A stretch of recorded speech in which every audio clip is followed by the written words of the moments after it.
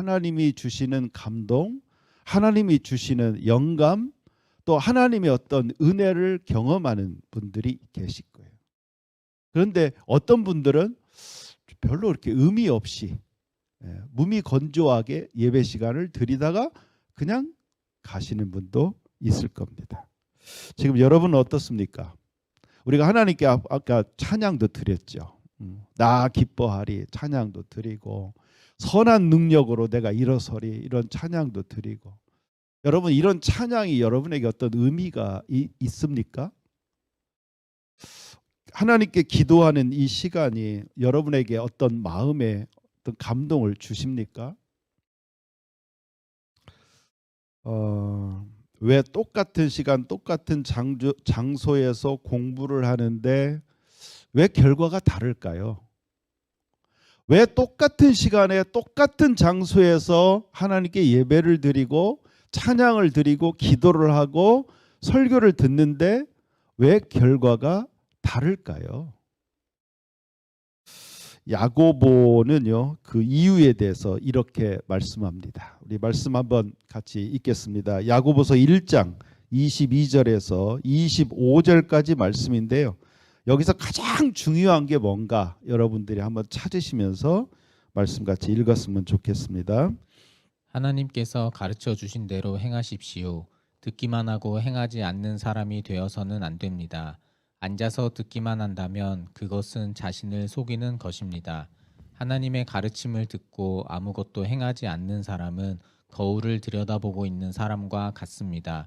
그는 자기 얼굴을 들여다보고도 일어나면 금방 자신의 얼굴이 어떠했는지 잊어버립니다.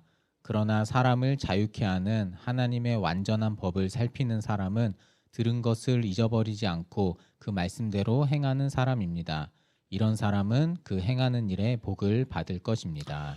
이 말씀에서 가장 중요한 키포인트가 뭐인 것 같습니까?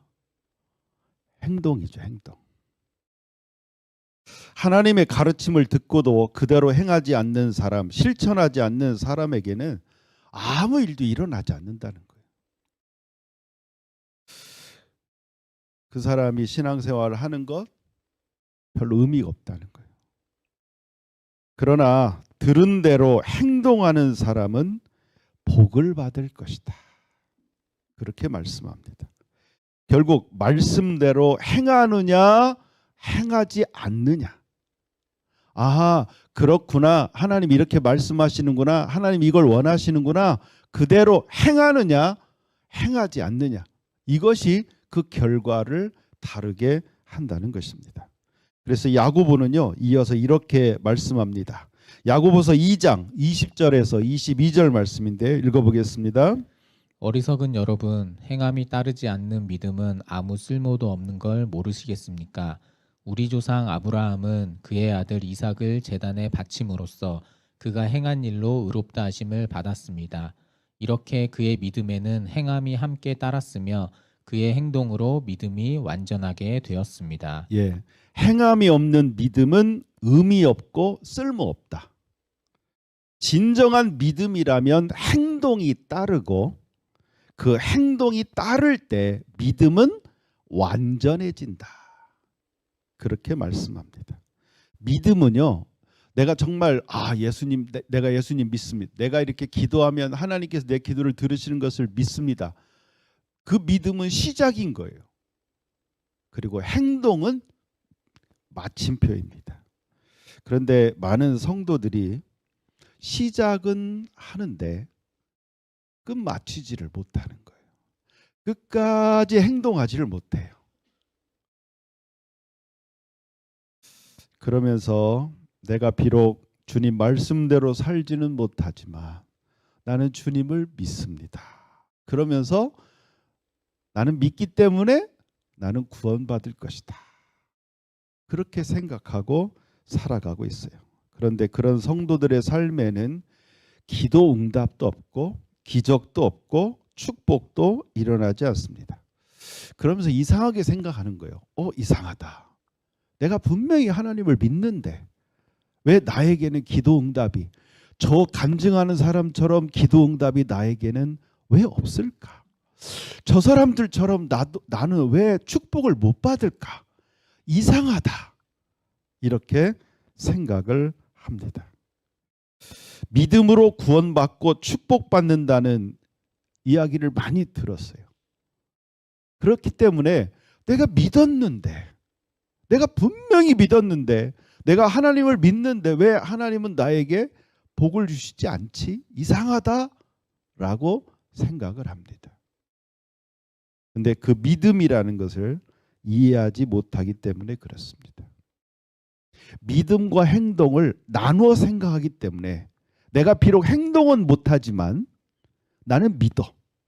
그러니까 나는 구원받고 그러니까 나는 하나님께 복을 받을 거야 라고 생각한다는 것이죠. 그런데 오늘 야고보는 분명히 말합니다. 행동으로 믿음이 완전해진다. 자, 그러면 행동이 따르지 않는 믿음은 어떻다는 거죠? 완전하지 않다는 거예요. 우리가 이제 건축을 하는 걸 보면 집을 막 공사 중에 있어요. 아직 완전하게 공사가 안 된 거잖아요. 완공이 안 된 거잖아요. 건물을 다 완공을 하면요, 그게 이제 준공 검사를 받고 거기에 합격을 해야만 들어가서 사람이 살 수가 있어요. 근데 아직 완공이 안 돼 있으면 그 들어가 살 수가 없어요.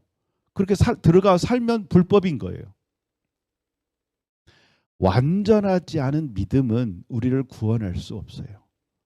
다른 말로 행동으로 따르지 않는 믿음은 그건 온전한 믿음이 아닌 거예요. 그래서 야고보는 행동이 따르지 않는 믿음은 죽은 믿음이다. 우리를 구원할 수 없다. 그렇게 말합니다. 그래서 야고보는 그 얘기를 하는 거예요. 믿음과 행동을 구분하지 말아라. 행동으로 믿음을 완전케 해라. 자, 그러면 우리는 어떤 행동을 해야 할까요?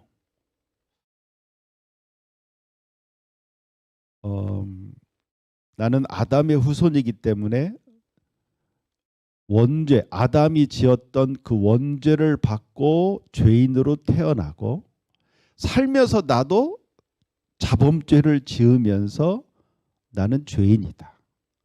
죄인은 벌을 받고 저주를 받고 지옥에 간다.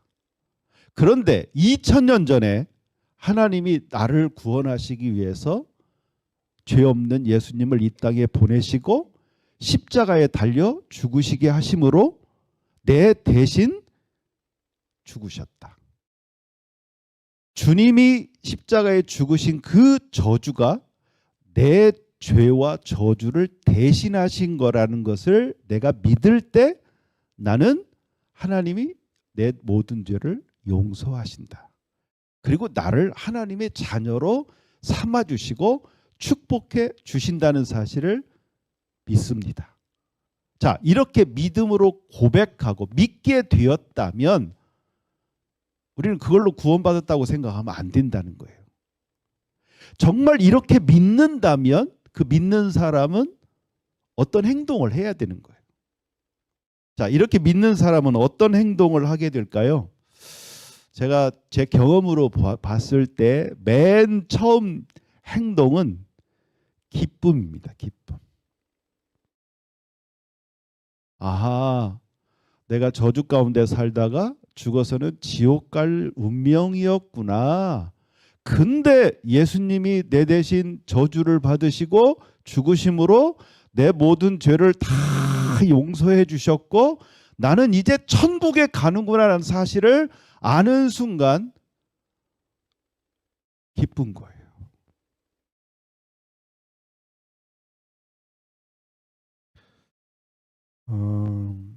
마음속으로부터 나오는 이 기쁨. 기쁨은요, 우리의 감정일이지만 감정이 사실은 드러나는 거거든요. 그래서 얼굴에 이 기쁨이 드러나는 거예요. 그래서 예수 믿는 사람은 항상 밝아요. 기쁘고. 그리고 입으로는 무슨 얘기를 하겠어요? 저주 가운데 살 때는 불평이 너무 많았어요. 이 세상을 어떻게 살지? 온갖 불의하고 정말 마음에 드는 것 하나도 없었고, 그런데 내가 구원받았고 이제 나는 고아처럼 내가 혼자 살아가는 것이 아니라 전능하신 하나님이 나를 자녀로 삼아주시고 나를 지켜주시고 인도하신다는 사실을 믿으니까 세상이 달리 보이는 거예요. 아름답게 보이고 살만한 세상으로 보이고, 그래서 입에서는 감사합니다, 감사할 수가 있게 되는 것이죠. 지금 여러분의 얼굴은 어떻습니까? 여러분의 얼굴 거울 보면 늘 기쁨이 있나요? 사실 저는 잘 웃지 않는 사람이었어요. 여기 이제 골이 있잖아요. 이게 이마에 골이, 제가 난시가 심해서 이게 저는 안경을 서울신대 와서 안경을 꼈는데 제가 난시인지도 모르고 살았어요. 그러니까 늘 눈이 부시고 이렇게 인상을 쓰고, 그러다가 난시인 줄 알고 이제 안경을 늦게 썼는데, 그러기도 하고 그다음에 이제 정말 이렇게 진정한 기쁨 이런 것 잘 못 느꼈어요. 그런데 제가 이제 예수님을 부인하고 하나님을 부인하고 안 믿다가 다시 주님을 믿게 된 이후로 저는 정말 되게 이렇게, 원래 저는 인상파라고 할 정도로 잘 웃지 않는 사람인데 제 마음속에 참 기쁨이 많이 생겼어요. 여러분의 얼굴을 보시면 여러분의 마음이 보일 겁니다. 이게 얼이 나잖아요. 얼이 보여지는 곳이 얼굴입니다. 얼굴. 그래서 정말 내가 주님 안에서 기뻐하고 있는가, 우리 자신을 한번 돌이켜 봐야 돼요. 근데 이제 기쁠 일이 많으면 사실 되게 누구나 다 기뻐하죠. 근데 특별한 기쁠 일이 없는데 기뻐하는 사람이 있고, 특별한 기쁠 일이 없으면 기뻐하지 않는 사람이 있어요. 그렇죠? 그런데 진짜 예수님을 믿는 사람은 어떤 사람이냐? 기뻐할 일이 없는데 기뻐하는 사람이에요. 자, 바울 사도가 이런 말씀을 했습니다. 빌립보서 4장 4절 말씀인데 읽어보겠습니다. 주님 안에서 항상 기뻐하십시오. 다시 말하거니와 기뻐하십시오. 예, 항상 기뻐하래요. 항상이란 말은 좋은 일, 기쁜 일이 생길 때 기뻐하는 건 뭐 말할 것도 없죠. 누구나 다 기뻐하죠. 그런데 좋을 일이 없어. 특별한 일도 없어. 기쁠 일도 없어. 근데 기뻐하라는 거예요. 왜 그럴까요? 왜냐하면 기쁜 일이 2000년 전에 이미 있었기 때문에. 우리는 저주 가운데 살다가 지옥 갈 운명이었는데 2000년 전에 예수님이 십자가에 달려 우리 대신 죽으심으로 우리는 기회를 얻은 거예요. 하나님의 자녀로 이 세상을 살아가고 하나님의 도우심 가운데 살아가고 내가 천국 가는 기회가 그때 이미 열린 거예요. 그러니까 지금 당장 내가 기쁠 일이 없어도 사실은 이거보다 더 큰 기쁜 일이 어디 있습니까? 이미 2000년 전에 기쁜 일이 있었던 거예요. 그렇기 때문에 기뻐하라는 것입니다. 그 사실을 정말 믿는다면 지금 기뻐할 수 있다는 거예요. 아유, 나는 기뻐할 일이 없어? 아니에요. 이미 2000년 전에 그런 기뻐할 일이 이미 우리에게 있는 거예요. 그래서 우리 교회는 이 찬양도요, 늘 기쁜 박수 치면서 기쁘게 찬양하는 찬양을 꼭 불러요. 근데 이제 간혹 가다가 여러분 중에 이제 그런 마음이 드시는 분들이 있어요. 나는 아직 기쁜 일이 없는데 저렇게 기쁜 찬양을 이렇게 억지로 해야 되나, 이런 생각 혹시 드실 때가 없으신가요? 분명히 있으실 거예요. 그런데 여러분 그 생각을 바꾸세요. 그래, 지금 나는 특별하게 기쁠 일이 없지만 아니야. 이미 2000년 전에 나는 이미 크게 기쁜 일이 우리 주님이 이미 만들어 주셨지. 그 안에서 기뻐해야 되는 것이죠. 그리고 여러분의 입으로 주로 무슨 말을 많이 하십니까? 혹시 믿지 않는 사람들처럼 조금 힘들고 어려운 일이 있으면 불평 많이 하고 또 다른 사람이 잘못하면 책망하고 비난하는 말들을 많이 하고 있지는 않습니까? 진짜 구원받은 우리 성도라면 어떤 행동이 따르느냐? 입으로 감사합니다. 감사합니다. 주님 찬양합니다. 이런 고백을 해야 합니다. 자, 바울 사도는 또 이렇게 말합니다. 데살로니가전서 5장 16절에서 18절 말씀인데요. 읽어보겠습니다. 항상 즐거워하십시오. 쉬지 말고 기도하십시오. 모든 일에 감사하십시오. 이것이 그리스도 예수 안에서 여러분을 향한 하나님의 뜻입니다. 예, 항상 즐거워하고 모든 일에 감사하는 것, 그것이 우리 하나님의 뜻이래요. 그러니까 진짜 하나님을 믿는 사람은 이 말씀대로 행동을 해야 돼요. 항상 즐거워야 돼. 너는 무슨 그렇게 즐거운 일이 많아? 왜 이렇게 기쁜 일이 많아? 뭐 기쁜 일이 뭐 있어? 누가 그렇게 얘기를 해도 아니야, 있어. 나는 하나님의 자녀가 되었고 나는 이제 천국에 들어갈 거야. 기뻐. 그리고 모든 일에 감사할 수 있다는 거예요. 고난과 고통과 시련이 왔을 때 사람들은 감사하지 안 합니다. 감사할 수 없지요. 불평하고 억울해하고 그게 정상이라고 생각하고 살아갑니다. 그러나 전능하신 하나님은 나를 인도하신다. 나를 보호하신다.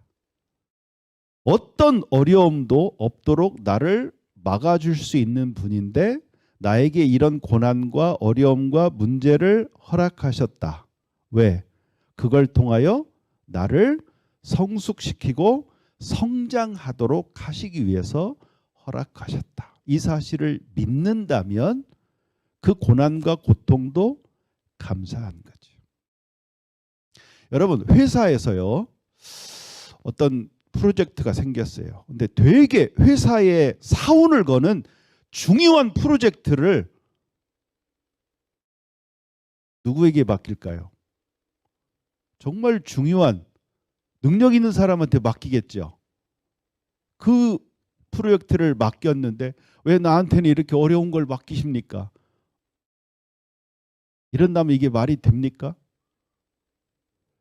고난과 어려움이 왜 고난과 어려움입니까? 내가 안 해본 일이고 내가 잘할 자신이 없기 때문에 그게 고난과 어려움이에요.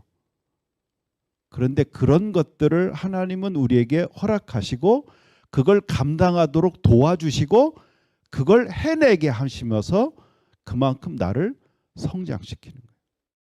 만약에 회사에서 그런 프로젝트를 내가 해냈다. 그 다음 어떻게 하시겠어요?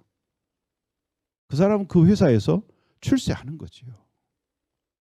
근데 내가 할 수 있는 일만 하고 난 힘들고 어려운 일은 나한테 안 맡겼으면 좋겠다.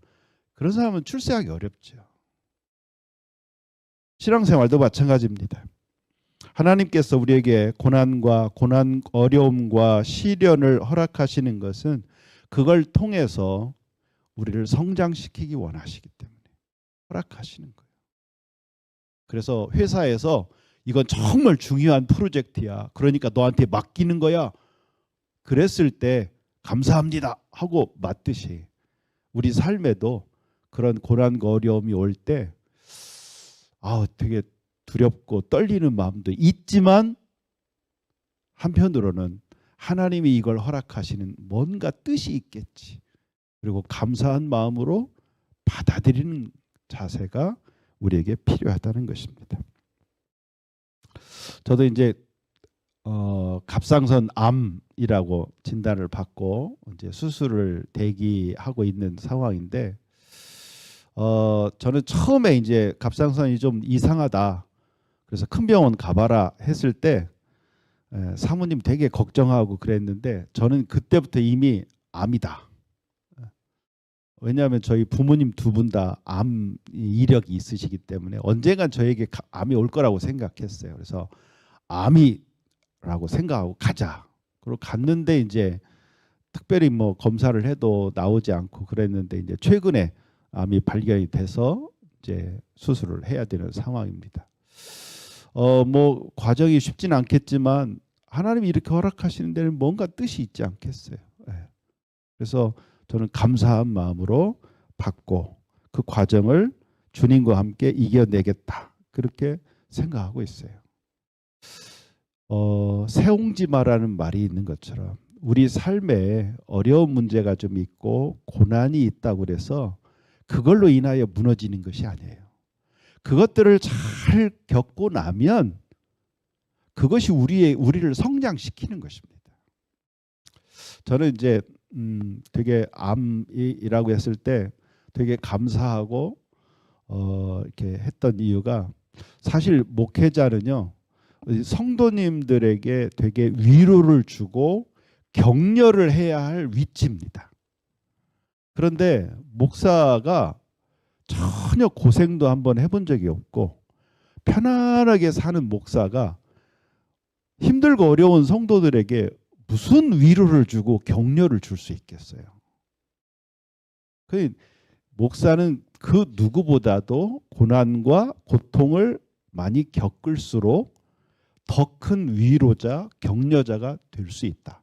저는 그렇게 생각을 합니다. 그래서 하나님이 훈장을 달아준다는 생각을 가지고 감사할 것입니다.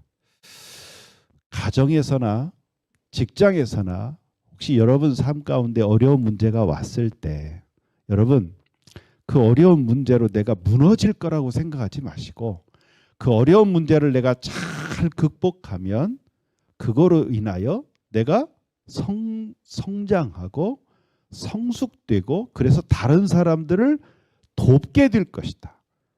하나님은 그렇기 때문에 나에게 그걸 허락하셨을 것이다. 여러분 그렇게 생각해 보세요. 그러면요 그게 정말 영광의 상처처럼 훈장처럼 그렇게 여겨질 수 있어요.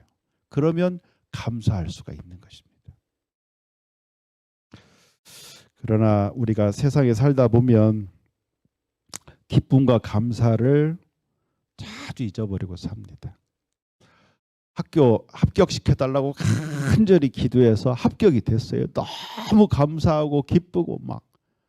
근데 어떻게 해요? 학교를 계속 다니다 보면 그 감사는 서서 잊어버리고 공부해야 되는 것 때문에 여러 가지 문제로 감사 없이 학교를 다니게 돼요.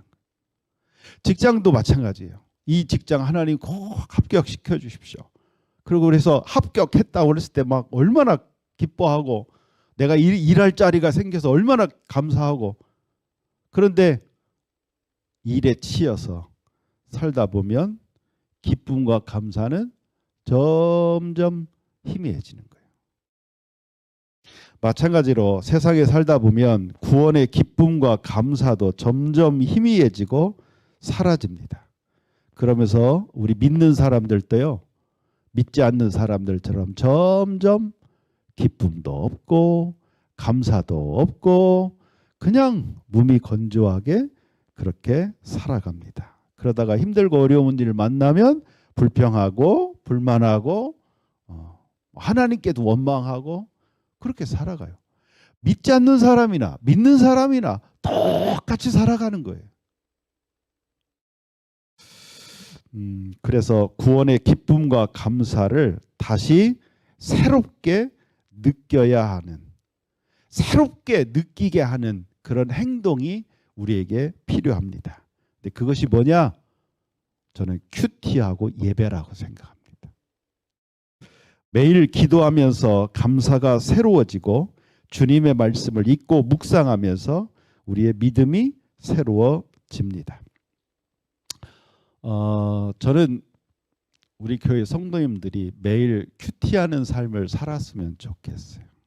매일 하나님께 자신의 소원을 늘 기도하고 하나님의 말씀을 읽고 묵상하고 그러면서 늘 감사로 하루하루를 시작하는 그런 삶을 살았으면 좋겠어요. 왜?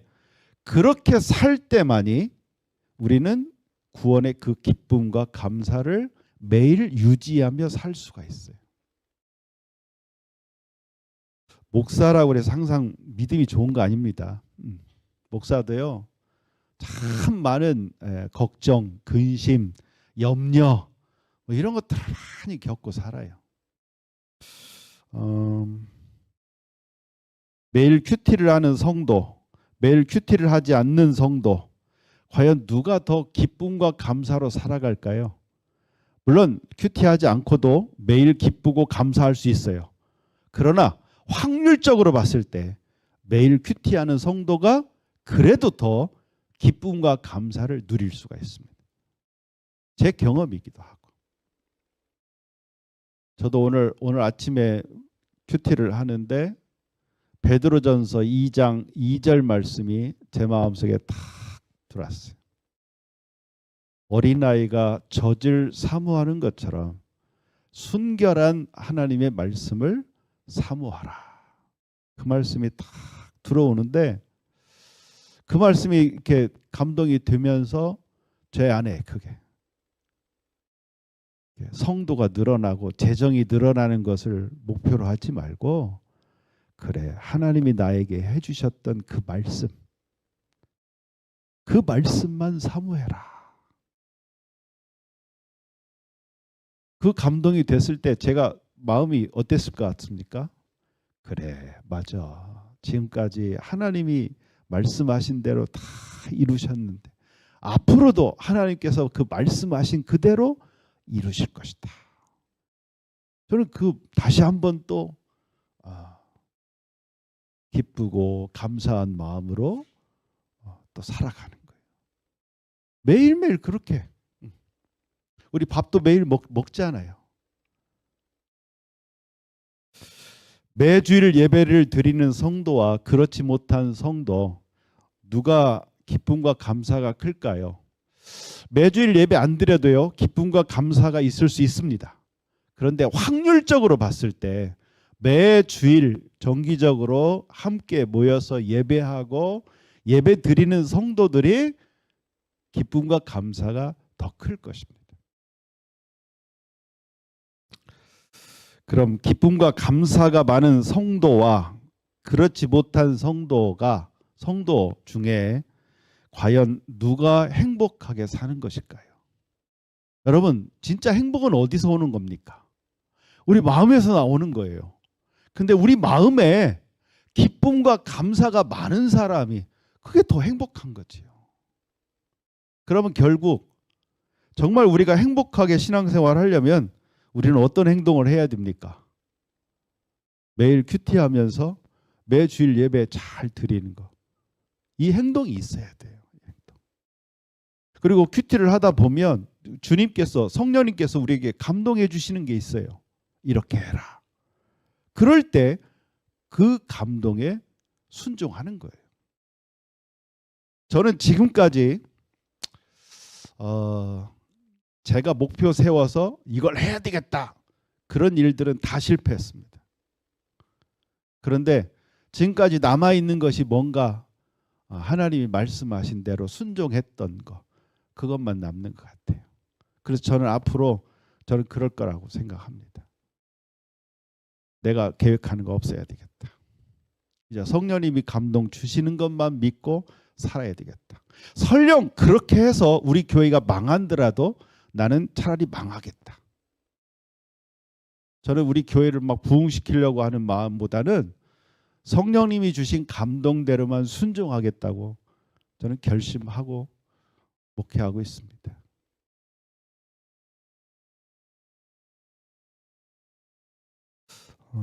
매일 큐티하는 행동을 하느냐 않느냐, 매주일 예배를 드리는 행동을 하느냐 않느냐, 그게 그 사람의 믿음을 결정하는 것이고 그게 그 사람의 인생을 결정하는 거예요. 어떤 사람이 예수님을 믿고 복을 받느냐?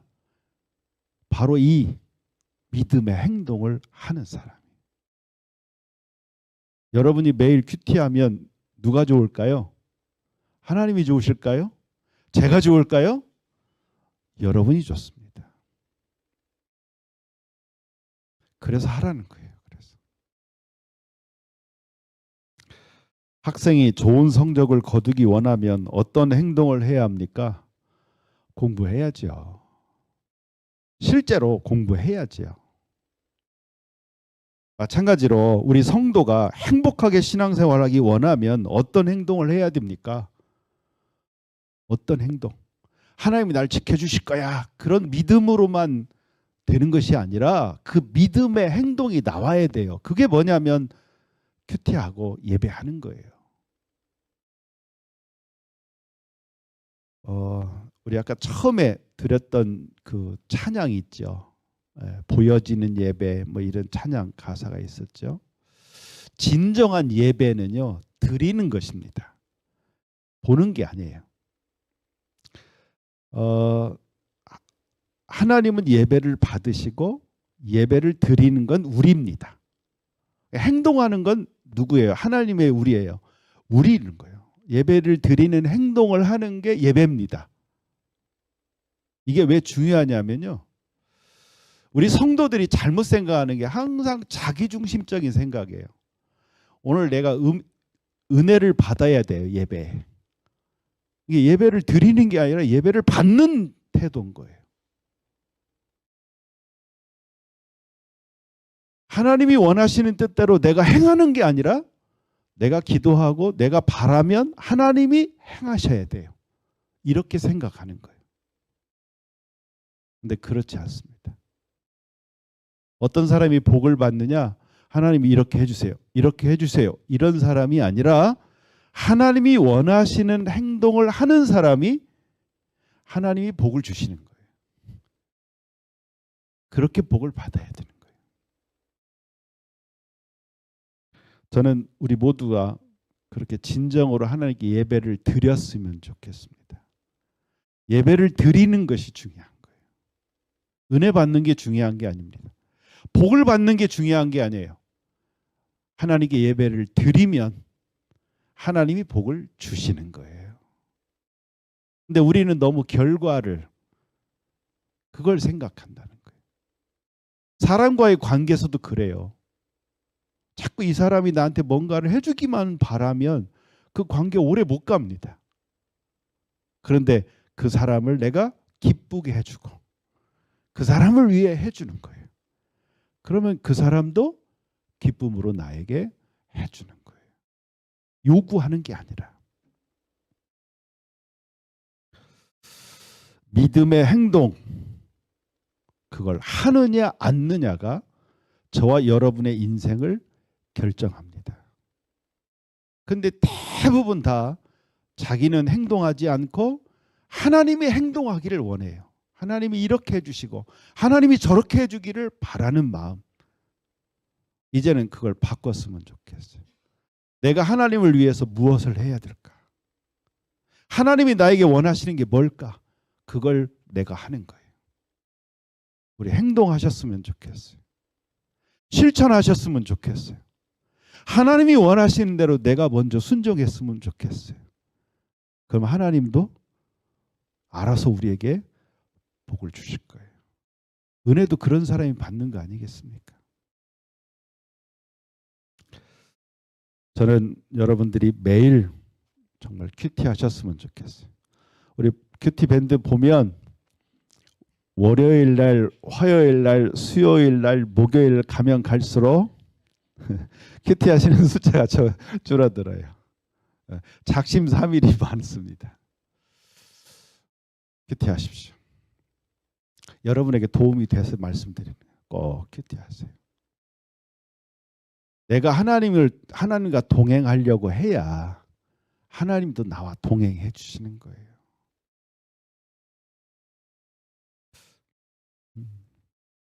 항상 하나님 말씀대로 순종하고 실천하고 행동하시면서 하나님이 주시는 기도 응답도 받고 기적도 경험하고 은혜도 체험하는 행동하는 저와 여러분들이 되었으면 좋겠습니다.